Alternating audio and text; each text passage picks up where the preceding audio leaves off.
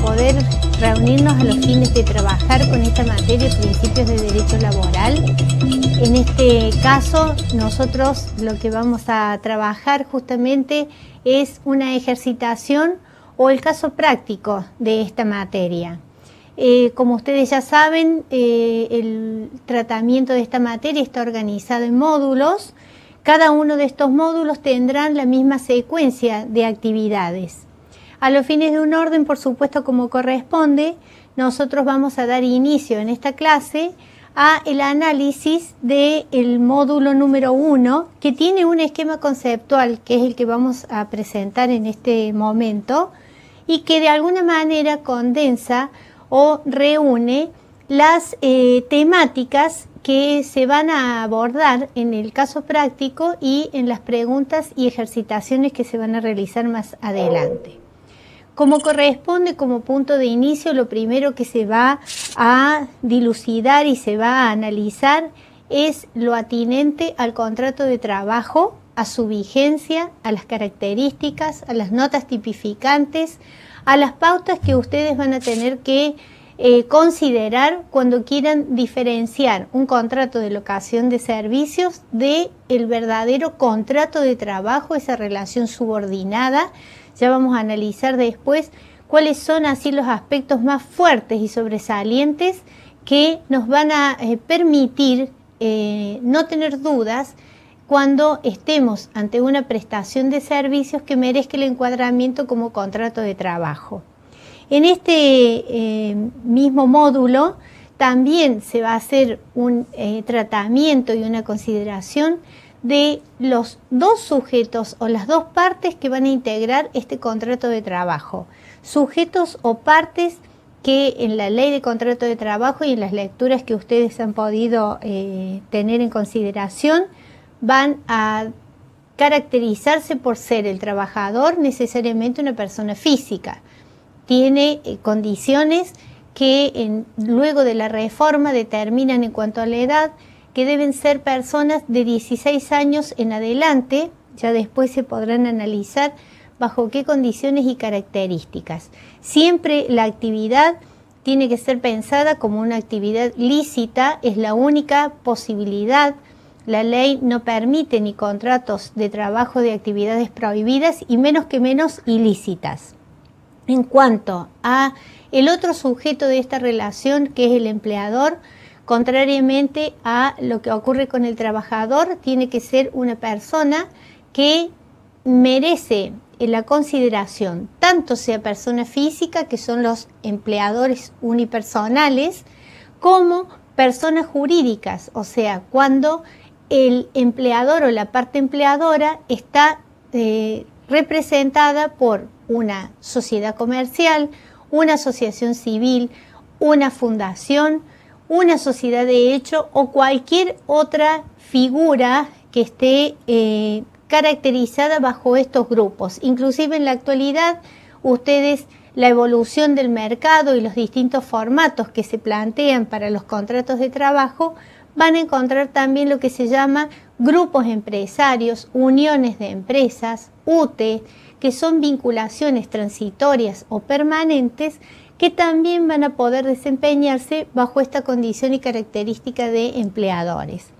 Una cuestión fundamental en el supuesto del empleador a los fines de la regularidad de esta relación y de su función como empleador es que se encuentre inscripto en AFIP como tal, lo que permitirá y posibilitará que realice luego los ingresos de las obligaciones a la seguridad social. Dentro de este contrato de trabajo, que en su regla general tiene las notas de informalidad, ustedes también van a poder comprobar que existen, además de ese contrato general, otras modalidades de contratos, que son algunas de las que están presentadas aquí en este esquema conceptual, que reúnen distintas condiciones y características.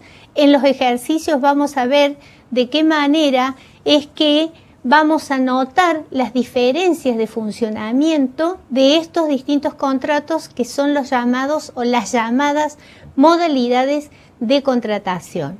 Cuando dijimos anteriormente que debíamos pensar cuáles son las notas que tipifican el contrato de trabajo, ustedes aquí en este esquema encuentran de alguna forma representadas algunas de las notas particulares que, de verificarse que existen, no tienen que dejar duda de que estamos ante un contrato de trabajo. Y es así que hablamos de continuidad, o sea, la presunción de que estamos ante un contrato de trabajo lo va a dar en la medida en que una persona preste servicios durante un tiempo continuo con la nota de habitualidad, o sea que la normalidad es que se verifique esa prestación de servicios. También como nota fuerte y especial en la relación de un contrato de trabajo, esto que nosotros llamamos subordinación. Es la forma en la cual el trabajador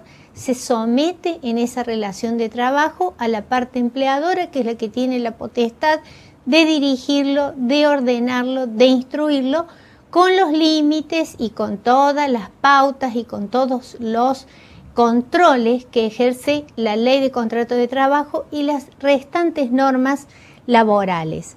Otro aspecto fundamental dentro de esta contraprestación es lo vinculado a la remuneración, que es la contraprestación al deber de trabajar que tiene el empleado. Remuneración que por su carácter alimentario está también protegida por toda la norma de todos los artículos de la Ley de Contrato de Trabajo, por la Constitución Nacional e inclusive en la actualidad por todas las normas internacionales y fundamentalmente por los convenios de la OIT o de la Organización Internacional del Trabajo. Ustedes ya saben de su existencia a partir de las lecturas que deben haber apreciado. Finalmente, este recordatorio que encuentran ustedes en este último módulo, vinculado a la registración en AFIP, es para que hoy por hoy ustedes tengan presente y en cuenta que no existe relación de trabajo que se pueda entender regular si no ha merecido su debida registración en el régimen de mi simplificación y organizado y controlado y fiscalizado por AFIP. Esa registración en mi simplificación es lo que va a generar los formularios de alta que en duplicado ustedes van a tener cuando quieran dar nacimiento a una relación de trabajo y a toda su formalidad, que deberá estar firmado al igual que el resto de la documentación. Y la enunciación de sanciones tiene por objeto que se tengan en cuenta que el no cumplimiento de la registración o de las otras obligaciones necesariamente les va a generar sanciones y multas en este organismo y en la Ley de Contrato de Trabajo. También vamos a enunciar y vamos a establecer cuáles son los conceptos claves con los cuales nosotros vamos a tener que entender todas las ejercitaciones. Un primer concepto es que el contrato de trabajo participa de las características de los contratos con notas especiales que los tipifican. Quiere decir que el nacimiento del contrato es con iguales características que cualquier otro contrato civil o comercial, pero que la diferencia está en las notas particulares de justamente este contrato de trabajo. Otro concepto clave es que la libertad de las formas desaparece en los supuestos de las modalidades de contrato de trabajo. La libertad de formas que tiene un contrato general, la regla, el contrato habitual, ese contrato que se pacta verbalmente y que va a dar inicio cuando las partes lo dispongan, cambia con más rigor en las formas cuando hablamos de las modalidades contractuales. También como concepto clave es importante que tengan presente que otra de las notas que tipifican el contrato de trabajo es la onerosidad, o sea que no existe manera de dudar que la contraprestación fundamental de la prestación laboral del trabajador es precisamente la remuneración. El último de los conceptos claves con los cuales nosotros vamos a trabajar es que existen conceptos remuneratorios que se van a diferenciar de los conceptos no remuneratorios. Es decir, cuando hablamos de esta primera generalidad que es la remuneración, debemos entender que remuneratorio es todo el dinero que con diferentes denominaciones le ingrese al trabajador para su exclusivo beneficio, teniendo como causa generadora ese mismo contrato de trabajo que han dispuesto las partes. Y no debe confundirse este concepto de naturaleza remuneratoria de otros beneficios económicos que el trabajador puede recibir en el marco del contrato de trabajo, pero que no tienen por causa la prestación laboral, sino otras funciones y otros fundamentos, como por ejemplo las asignaciones familiares, que son beneficios de la seguridad social.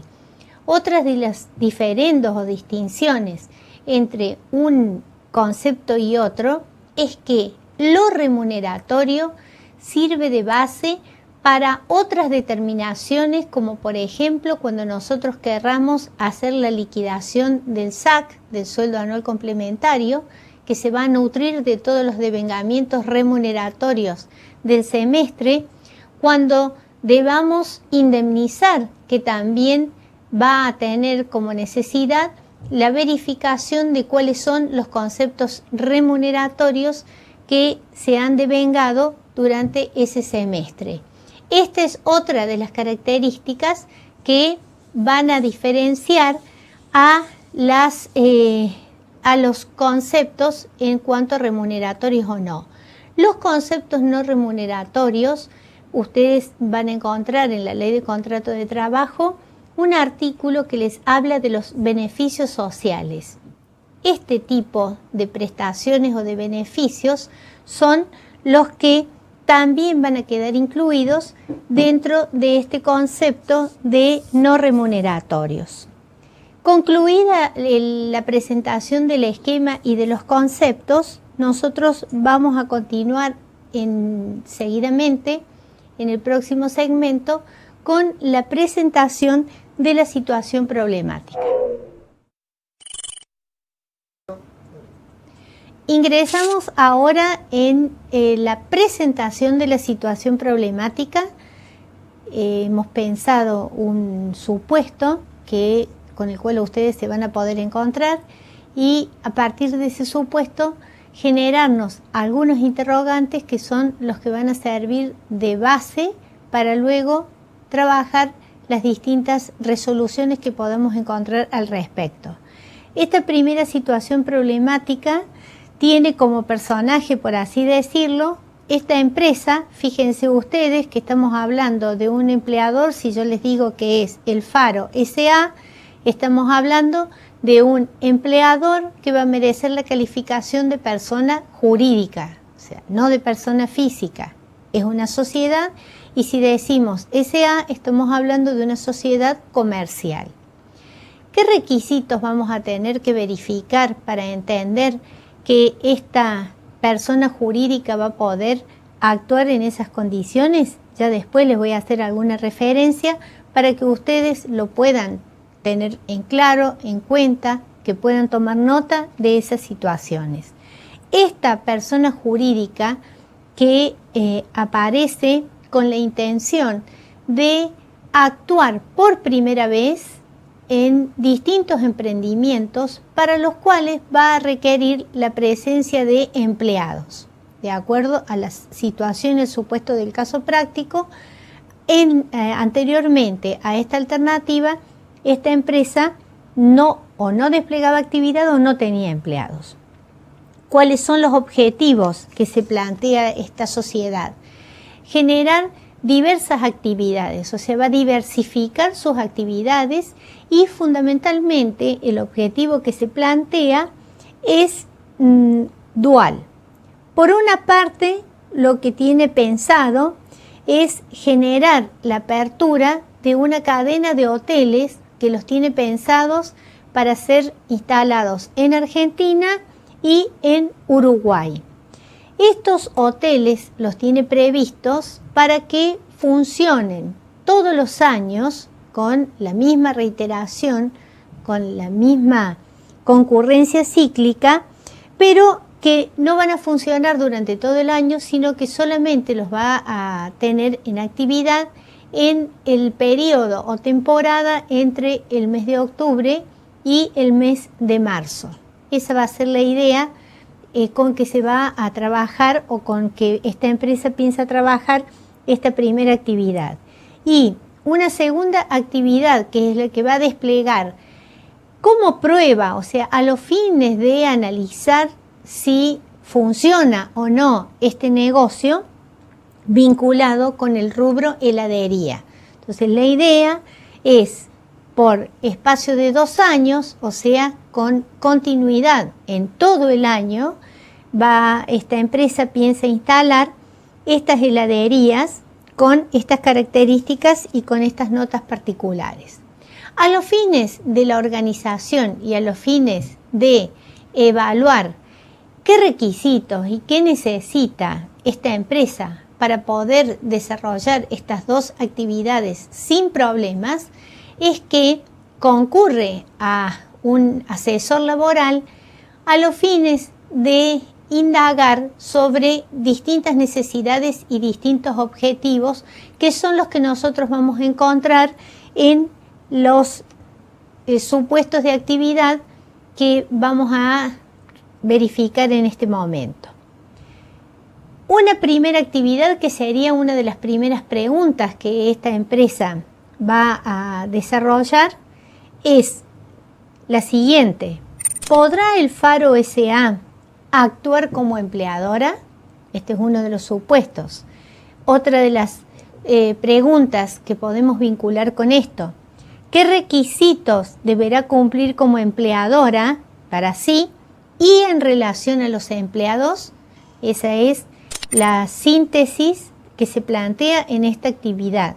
Cuando yo les decía que cómo vamos a saber analizar si una empresa, en este caso una sociedad, se encuentra en condiciones de regularidad, ustedes, antes de verificar que se encuentre inscripta en AFIP como empleadora, deben tener la certeza de la debida constitución de esta sociedad. O sea que deberán tener a la vista el contrato social, el estatuto social para verificar la legalidad y deberán constatar si la empresa, en este caso como sociedad comercial, se encuentra debidamente inscripta en los organismos que cada provincia tiene previstos para sí. Ese es el punto de partida, más allá de que después ustedes verifiquen que se encuentra inscripta en AFIP como empleadora.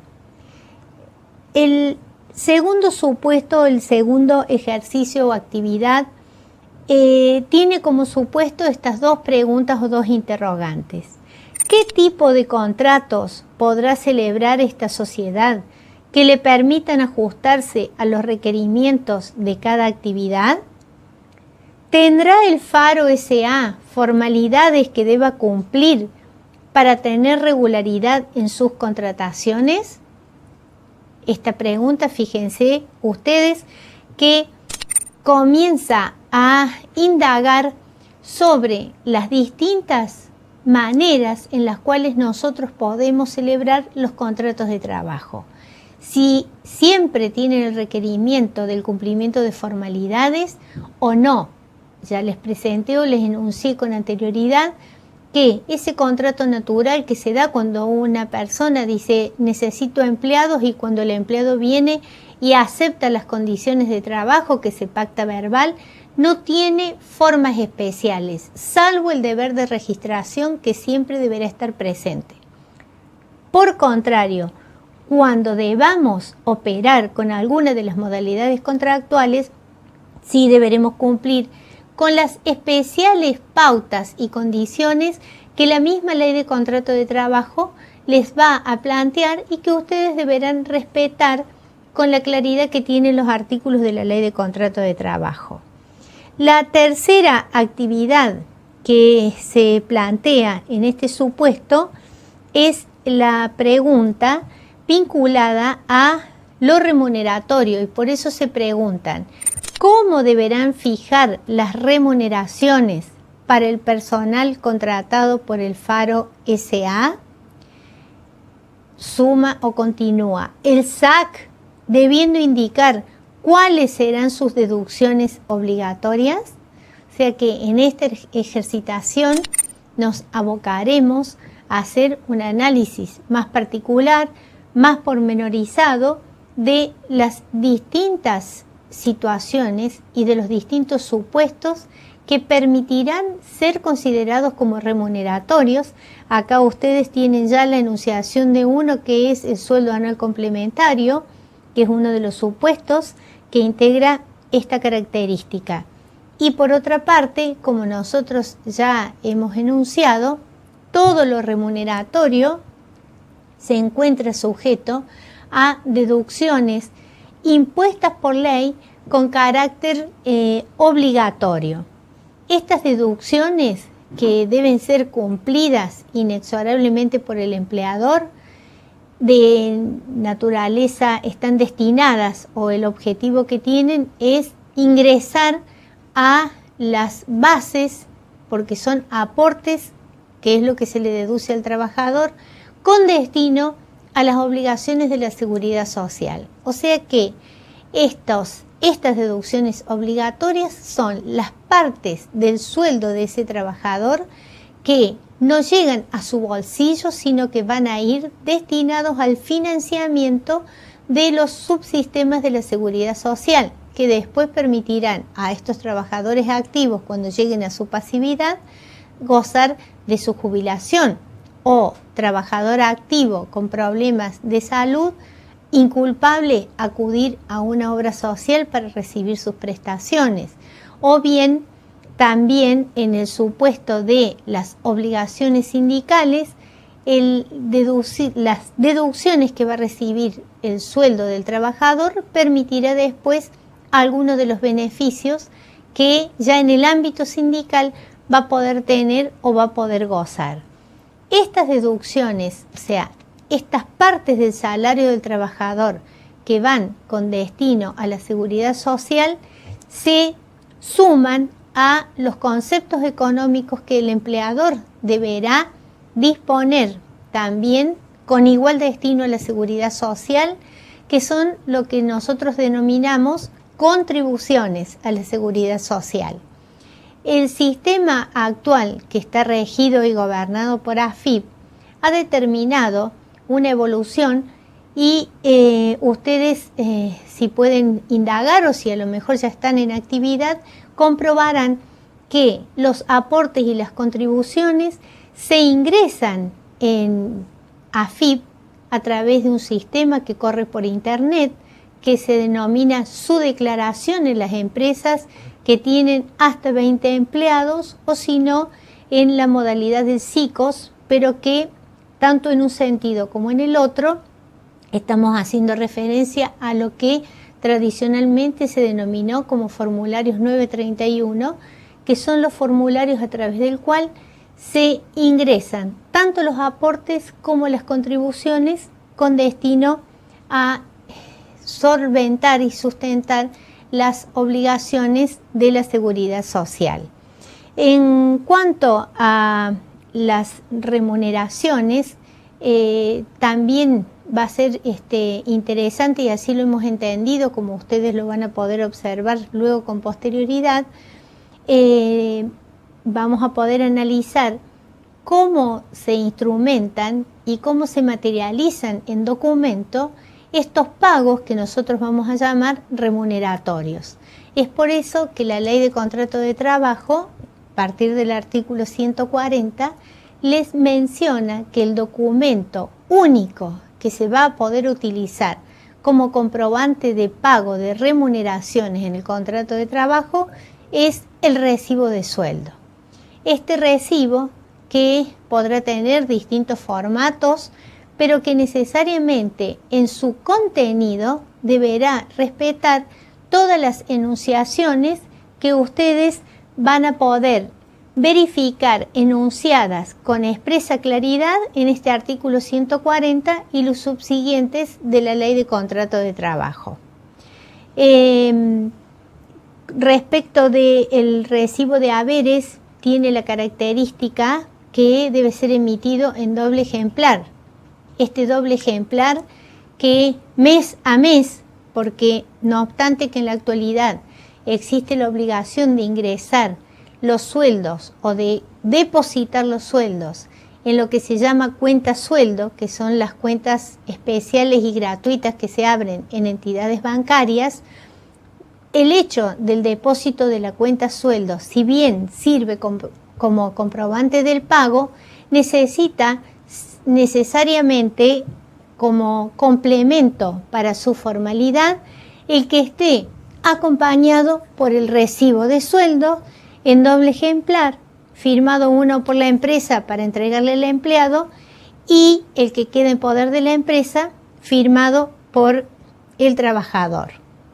Esta ha sido la presentación entonces del caso práctico y de las actividades que nos hemos propuesto desarrollar respecto del mismo.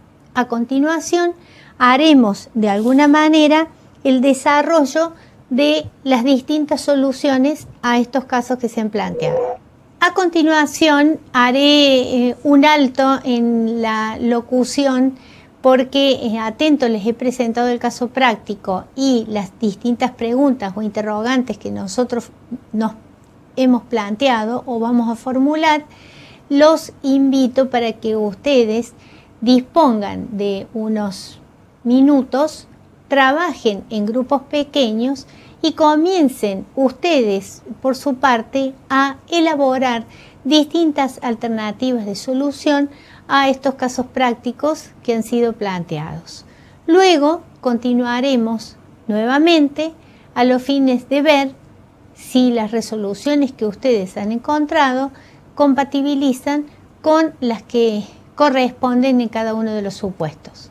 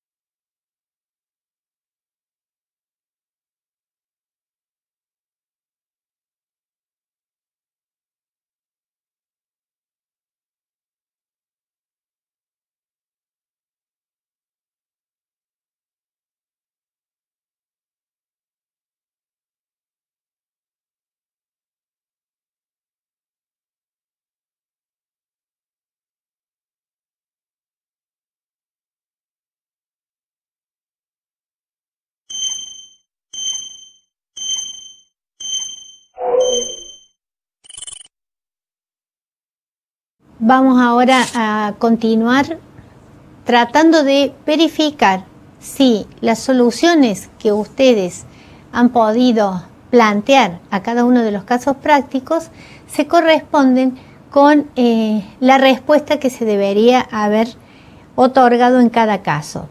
Algo ya estuvimos hablando cuando hicimos la presentación de las temáticas, de modo tal que debiera haber resultado de fácil decisión para ustedes. No obstante lo cual, en el caso que corresponde al número 1 o al primer supuesto planteado, nuevamente vamos a decir que el Faro S.A.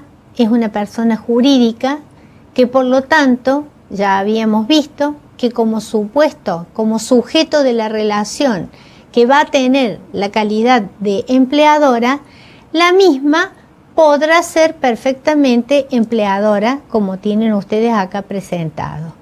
Y nuevamente vamos a considerar dentro de esta resolución que la legalidad de su funcionamiento, la habilitación para poder encuadrarse en el rol de empleadora, deberá estar avalada por la inscripción en AFIP, inscripción que deberá ser en calidad de empleador habilitado para contribuir en el rubro de las obligaciones de la seguridad social, sin perjuicio del agregado que ya hemos hecho referencia a la debida regularidad de la sociedad como tal, como ya se lo he presentado. En cuanto a la condición de los empleados, que son los otros sujetos de la relación, existe, por supuesto, la necesidad de que sean capaces. En el caso del empleador también debe tener esa misma cualidad. Esta referencia a los años radica en que en la actualidad no se puede admitir un trabajador menor de los 16 años. Esta es una de las reformas que la ley 26.590 introdujo, elevando la edad de los trabajadores. Es por eso que en la actualidad se prohíbe el trabajo de personas menores de 16 años, o sea que 16 años en adelante pueden tener la condición de empleados sin que estemos en contravención de las normas laborales. Y como también ya lo hemos analizado y ya lo hemos enunciado, para que ustedes puedan tener certeza en la necesidad de que fijen esta condición como obligatoria, ¿cuál es la registración en mi simplificación en las condiciones y con las funciones que las partes pactaron, pero que deben estar respaldadas por una categorización que la vamos a verificar y comprobar en el convenio colectivo que regule la actividad que se vaya a desarrollar. Nosotros habíamos dicho en el caso práctico que esta empresa, el Faro S.A., quería desarrollar dos actividades. Uno, la cadena de hoteles, otro, las heladerías. Por lo tanto, el personal que se contrate para la cadena de hoteles tendrá la definición de funciones que las partes hayan convenido, pero la categoría laboral que deberá figurar en el recibo de haberes será la que surja del convenio colectivo, que en el caso de los hoteles corresponde al convenio de UDGRA, o sea, los gastronómicos. Ustedes tendrán que buscar el convenio de gastronómicos aplicable a los hoteles. En el convenio gastronómico los hoteles están categorizados por distintos niveles de estrellas, de cantidad de platos, de cubiertos, y de acuerdo a eso ustedes verificarán y harán un consenso entre las funciones que va a cumplir la persona y la categoría que verificarán le corresponde en el convenio. Esa categoría es la que va a figurar en el recibo y a su vez esa categoría le va a marcar el salario básico convencional que deberá percibir esta persona. en relación a la obligación de registración en mi simplificación, es la manera de decir tienen empleados en blanco. Normalmente uno cuando habla de trabajadores en negro es porque estamos ante personas que prestan servicios pero que no han sido inscritos en estas bases de mi simplificación ni figuran en el libro de sueldos y jornales. Por lo tanto, son personas irregulares que no pierden los derechos como trabajadores, pero sí le generan situaciones de irregularidad y de sanción para el empleador. Así es como ustedes van a tener que entender la resolución a esa primera cuestión. En la segunda de las cuestiones que nos habíamos planteado como pregunta era lo vinculado con el tipo de contratos que esta empresa podía celebrar o podía disponer. Respecto del tipo de contratos, hemos sostenido también que el contrato básico que define la Ley de Contrato de Trabajo, artículo 90 de la Ley de Contrato de Trabajo,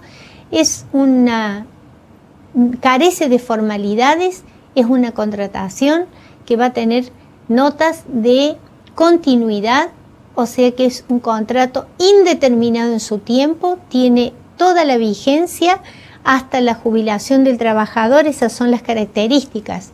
No tiene otra necesidad que no sea la registración y luego el cumplimiento de toda la documentación laboral. Ahora, cuando pasamos a las modalidades, es que sí vamos a comenzar a verificar distintos requerimientos y distintas pautas que se deberán cumplir. Por ejemplo, cuando nosotros hemos hablado, en el caso del Faro S.A., de los hoteles que iban a funcionar en verano, en el periodo temporada de octubre a marzo, y que se iban a repetir en forma cíclica todos los años, ustedes necesariamente tienen que haber llegado a la conclusión, de acuerdo a las pautas que le da la misma Ley de Contrato de Trabajo también, de que la idea de actividades en determinadas épocas del año, con reiteración cíclicamente en iguales periodos, nos permitirá en este supuesto trabajar y contratar a los empleados mediante el contrato de temporada, como se denomina. Todas las modalidades deben saber necesariamente que deben ser instrumentadas por escrito, o sea que acá sí necesitamos un contrato que deberá ser instrumentado por escrito, firmado por las partes.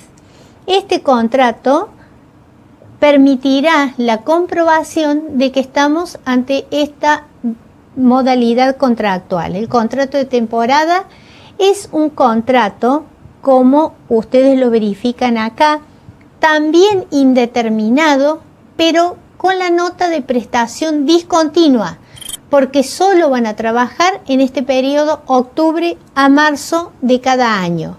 En el resto del año siguen siendo empleados de este empleador, pero en situación pasiva.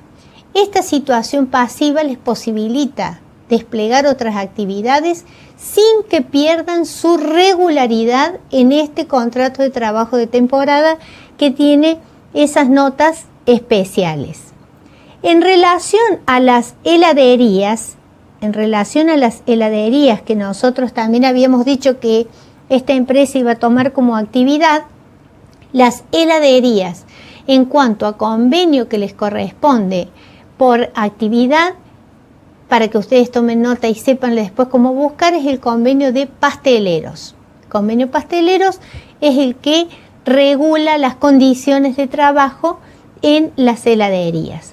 Como el caso planteado habla de heladerías que solo van a estar en un periodo de 2 años, porque quieren analizar la viabilidad de la actividad, esta limitación temporal, o sea, la eliminación de la idea de continuidad o de indeterminación, como le hemos dicho que es la regla general, en este supuesto que se les habla de un límite temporal, nos permite utilizar esta modalidad contractual de plazo fijo, que también deberá ser por escrito, que también deberá consignarse cuándo inicia y cuándo termina, y que deberá explicar la causa por la cual ustedes van a utilizar este contrato de plazo fijo. Ustedes lo tienen regulado en el artículo 93 en adelante de la Ley de Contrato de Trabajo, y es importante marcar en este sentido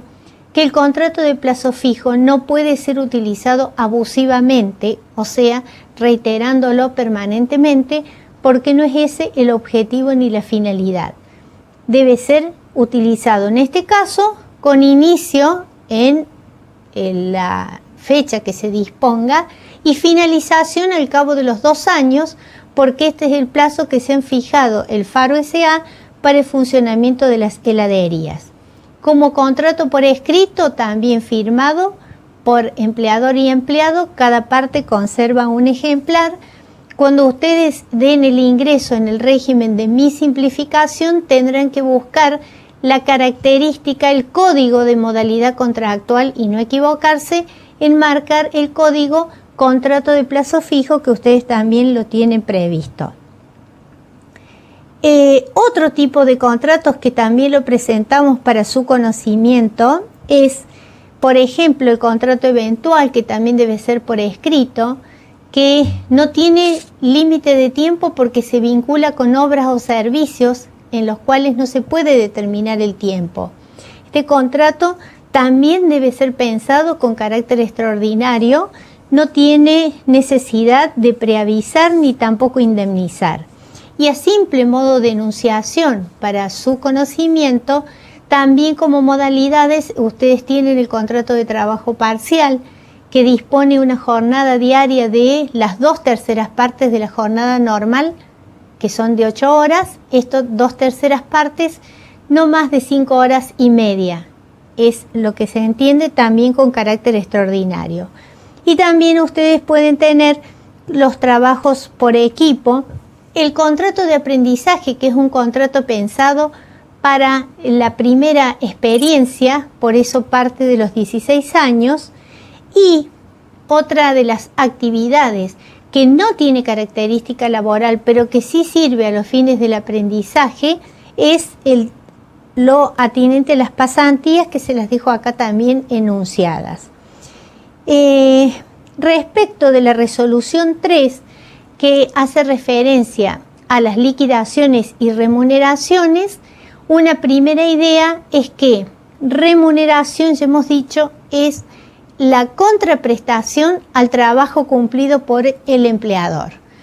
Esta remuneración, que tal cual como lo dispone la Ley de Contrato de Trabajo, se debe por el solo hecho de la existencia de un contrato de trabajo y por la puesta a disposición del trabajador. Puede estar en actividad o no, pero salvo los supuestos de excepción, siempre va a tener derecho al devengamiento de la remuneración. La ley, con espíritu protectorio, fija un piso remuneratorio que es el salario mínimo vital y móvil, o sea, el contenido económico por debajo del cual no puede haber ningún salario correspondiente a una jornada de 8 horas. En la actualidad el salario mínimo es 2.300 pesos. Existe también como piso, que ya lo hemos planteado, el salario básico convencional, o sea, en el caso del Faro S.A., el básico que deberá tener la categoría de trabajadores que de acuerdo a UTGRA irán a trabajar a los hoteles. En los convenios están las distintas categorías: conserje, mozo, barman. Las distintas categorías ustedes las van a poder leer en el convenio. Y en el caso de las heladerías ocurre exactamente de la misma manera. Esa categoría de convenio fija el salario básico convencional, que ustedes obligatoriamente deberán respetar como remuneración mínima a liquidar para cada trabajador. Además de esos conceptos que es la remuneración básica, existen otras remuneraciones que tienen la denominación de complementarias. como son las comisiones, presentismo, antigüedad, el sueldo anual complementario. Existen toda una serie de conceptos que también se devengan por el hecho del contrato de trabajo y que también merecen la denominación de remuneratorios. Otra pauta fundamental es que lo remuneratorio está destinado a las deducciones para obligaciones de la seguridad social. ¿Cuáles son esas obligaciones? Ustedes las tienen presentadas acá. Ya hemos dicho, aportes. Al trabajador le descuentan el 11% para jubilación, el 3% para obra social, el 3% para contribuir a la ley 19032, que es el financiamiento del PAMI, para hacerlo más breve, porque si no su nombre es un nombre muy largo. O sea, es el ente que atiende las prestaciones médicas de los jubilados y pensionados. Y otro de los aportes que también se le descuentan al trabajador son las cuotas de solidaridad que cada convenio colectivo tiene establecidas. Esas obligaciones de solidaridad o cuotas de solidaridad se descuentan obligatoriamente.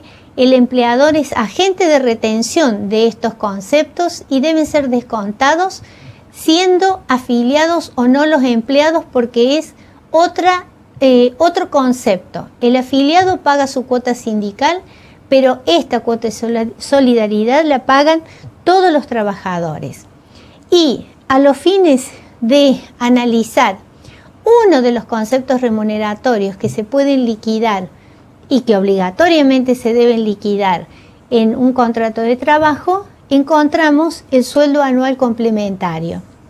Este sueldo anual complementario es el sueldo número 13, que siempre la ley laboral le ha reconocido al trabajador, que desde sucesivas reformas tiene previsto que se pague en dos partes, 50% de la mayor remuneración devengada en el semestre, en junio y en diciembre, que son los dos momentos en que se debe liquidar el SAC, 30 de junio, 30 de diciembre.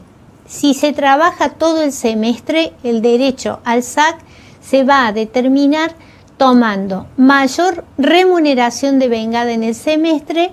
Sobre esa, el 50%, como tienen ustedes acá ejemplificado, es lo que se va a liquidar en concepto de SAC, salario mayor del semestre, 2.939,21. Esa es la mayor remuneración que este empleado ha devengado en un semestre. Sobre esa mayor remuneración, que puede ser cualquiera de los meses, si nosotros tomamos primer semestre, que es de enero a junio, o segundo semestre, que es de julio a diciembre, tendremos que ver todo lo remuneratorio que haya devengado en cada mes, cotejar en cada mes y tomar el mayor contenido económico remuneratorio. Puede ser cualquiera de los meses de ese semestre. Ese mayor contenido remuneratorio será la base para calcular el 50% que va a representar el valor del SAC que vamos a liquidar en el recibo de sueldo. Y es así como ustedes tienen acá graficado, para que podamos fijar más los conceptos, las distintas apreciaciones que nosotros hemos ido enunciando. Fíjense ustedes que este recibo de sueldo, este es un recibo para empleados de comercio, pero fíjense que en el recibo debe estar fijado la categoría del trabajador, datos laborales necesarios como tipo de jornada, como la antigüedad del trabajador, si es afiliado o no. Acá tienen ustedes el básico, ese es el básico convencional que va a recibir el trabajador. Luego tienen enunciados básico, antigüedad, asistencia y puntualidad. Todo esto es remuneratorio, o sea que esta columna es la que sirve de referente para las deducciones a la seguridad social. Acá tienen ustedes presentadas los distintos rubros. Fíjense, jubilación, obra social, ley 19032, todo lo otro es convencional. Todo lo otro que es deducciones va en esta columna de deducciones. Finalmente, ustedes pueden notar que existe otra columna denominada no remunerativos. Son distintos acuerdos convencionales que gozan de esta naturaleza. Se encuentran separados justamente porque los no remunerativos no tienen impacto ni devengamiento sobre las obligaciones a la seguridad social. Esta es la manera en la cual ustedes tienen graficado un recibo de sueldo y la distinta determinación de los conceptos remuneratorios y no remuneratorios. Espero que la resolución de cada uno de los casos prácticos pueda haber sido coincidente con las decisiones y con las soluciones que ustedes hayan encontrado. De no ser así, ustedes fijen estos conceptos, ayúdense con la ley de contrato de trabajo, que es muy clara y les va a dar la claridad necesaria para que no tengan ningún tipo de dudas. Luego de presentadas entonces las resoluciones, pasaremos a otra actividad que la vamos a llamar de ejercitación. Tiene por objetivo tomar de las 20 preguntas que ustedes van a poder analizar y leer como autoevaluaciones, hemos dispuesto seleccionar 3 de esas preguntas, o sea que son 3 posibles situaciones sobre las cuales ustedes deberán trabajar, que las vamos a analizar en este momento, que las vamos a pensar en forma conjunta para verificar si ustedes logran la comprensión, si llegamos a captar cuál es la esencia en la medida, ¿no es cierto?, que podamos tener referencia con las lecturas del SAM y con los supuestos normativos. El ejercicio número 1 que pregunta: ¿en qué supuesto la empresa El Faro S.A. abonará salario completo si tuviera trabajadores de 16 años? Nos da como opciones, que se las voy a dejar enunciadas para que luego reflexionemos cuál será la respuesta correcta. A, siempre debe percibir igual salario. B, cuando realice iguales tareas que el mayor. C, cuando realice mayor cantidad de horas. D, no existe ningún supuesto de salario completo, sería la continuidad. E, ninguna es correcta. De estas alternativas que nosotros tenemos que decidir cuál es la que corresponde, tiene vinculación con el concepto, la regla general, que el trabajo de menores siempre goza de una jornada acotada a 6 horas diarias, 36 semanales. Pero cuando estamos ante trabajadores 16 años en adelante, la ley otorga la posibilidad del derecho a percibir el salario completo. ¿Cuál de estas situaciones es el presupuesto que tiene en cuenta la ley? Les permito que ustedes reflexionen, que piensen un momentito y van a poder determinar que de las distintas alternativas, que no existe supuesto, no es lo que nos dice la ley de contrato de trabajo, que siempre le corresponde el salario proporcional a 6 horas, 36 horas, tampoco es en todos los casos, que realice mayor cantidad de horas, no es el presupuesto que toma en cuenta la ley de contrato de trabajo, y es así que, de acuerdo a la normativa, el supuesto en el cual este trabajador cumple la misma calidad de tareas que un trabajador mayor es el supuesto en el cual va a tener derecho a la percepción de un salario completo. Fíjense ustedes acá el ejercicio 2 que pregunta: ¿cómo deberá trabajar la empresa El Faro S.A.? La vigencia de las contrataciones que deberá cumplir en los 2 emprendimientos que pretende iniciar. Estamos hablando de una pregunta que hace referencia a los supuestos de generalidad de las contrataciones. El inciso A les habla de en favor de la continuidad o subsistencia del contrato. El inciso B, lo que dispongan las partes. El inciso C, conforme los intereses que se protejan. El inciso D, si existe duda, se debe disolver. El inciso E, siempre se debe extinguir. Todos estos supuestos están haciendo referencia a cuál es la idea que debemos considerar respecto de la permanencia o no de esta relación contractual que se va a plantear. Analicen ustedes, digamos, teniendo en cuenta que la ley tiene un espíritu protectorio, teniendo en cuenta que se analiza con una idea, como ya les he dicho, de permanencia, cuál de estas opciones es la que puede corresponder en cuanto a la correcta, ¿no es cierto? ¿Puede estar sujeto a la disponibilidad de las partes la duración de un contrato? No. La ley de contrato de trabajo es de orden público y marca las pautas que se deben respetar. No queda librado a la disponibilidad de las partes. Si hay duda, no se va a disolver. Ustedes siempre van a tener que contar con la certeza de que ante la duda, lo que busca la ley es que el contrato tenga vida, tenga vigencia. Ese es el objetivo. Esta vigencia y esta vida solo puede quedar alterada en estas modalidades que ya hemos analizado, que de ser genuinas van a poder tener una especie de limitación.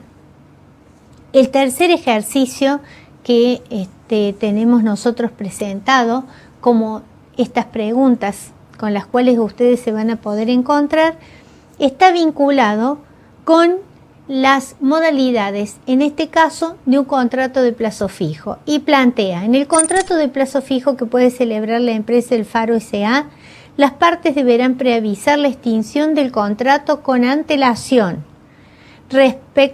Tenemos puntos suspensivos, respecto de la expiración del plazo convenido, salvo en aquellos casos en que el contrato sea por tiempo determinado y su duración sea inferior a un mes. Este ejercicio lo que está pretendiendo es que ustedes evalúen si en el contrato de plazo fijo existe un requerimiento de preaviso, o sea, esa comunicación que se va a terminar el contrato de trabajo, y en el supuesto que así sea, si tiene alguna pauta temporal de respeto. Hemos dicho que el supuesto A está establecido que habla de un preaviso no menor de un mes, un segundo inciso B no menor de 2 meses ni mayor de 3, el C no menor de 15 días, el D ninguna es correcta y el E les plantea el supuesto de no menor de un mes ni mayor de 2. El contrato de plazo fijo se sale de los requerimientos de la regla general del artículo 231 y en este supuesto nosotros vamos a comprobar, y así les pido que ustedes recuerden dentro de la normativa que habla de contrato de plazo fijo, si está previsto algún tiempo especial de vigencia del preaviso. Existe doctrina que aclara cuál es la finalidad de un preaviso en el contrato de plazo fijo, que sabemos que ya se sabe de antemano cuándo va a terminar. Simplemente tiene el objetivo de ratificar que ese contrato se va a terminar en la fecha que estaba prevista. Esto, si ustedes recuerdan lo que dice la norma, nos permite llegar a la conclusión que la opción correcta es la E, que fija como límite del preaviso no menor de un mes ni mayor de 2 meses. La omisión del preaviso en estos supuestos va a determinar que el contrato se convierte en un contrato de tiempo indeterminado. Ese es el modo en el cual deberán ustedes entender la solución de este supuesto. Con esto hemos dado por finalizado el análisis del caso práctico del módulo 1. Espero que haya sido de interés para ustedes, que les haya aclarado aún más los conceptos y a partir de allí los saludo. Nos veremos en la próxima clase.